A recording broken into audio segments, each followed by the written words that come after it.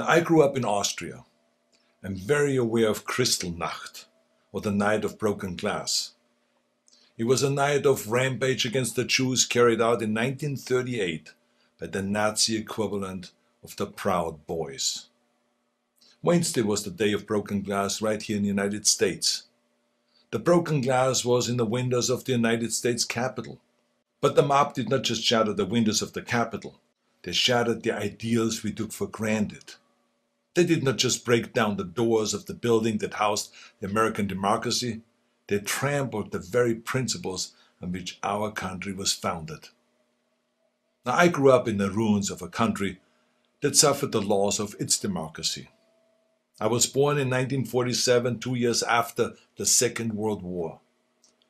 Growing up, I was surrounded by broken men drinking away their guilt over their participation in the most evil regime in history. Not all of them were rabid anti-Semites or Nazis.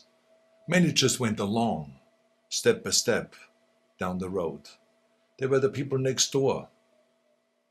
Now, I've never shared this so publicly because it is a painful memory.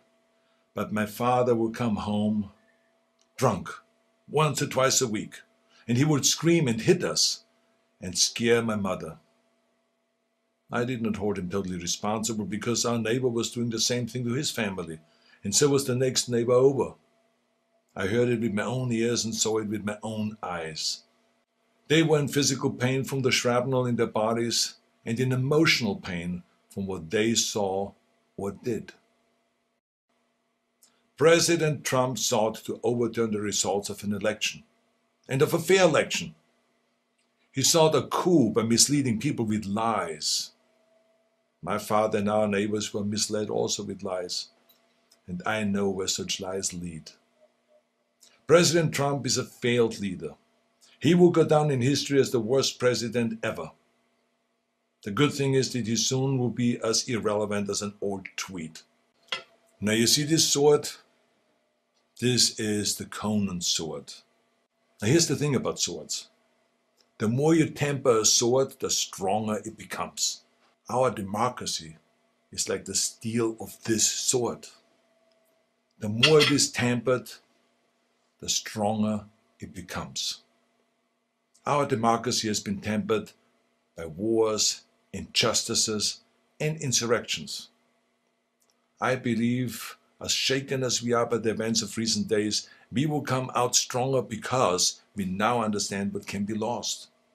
We need reforms, of course, so that this never ever happens again. We need to hold accountable the people that brought us to this unforgivable point.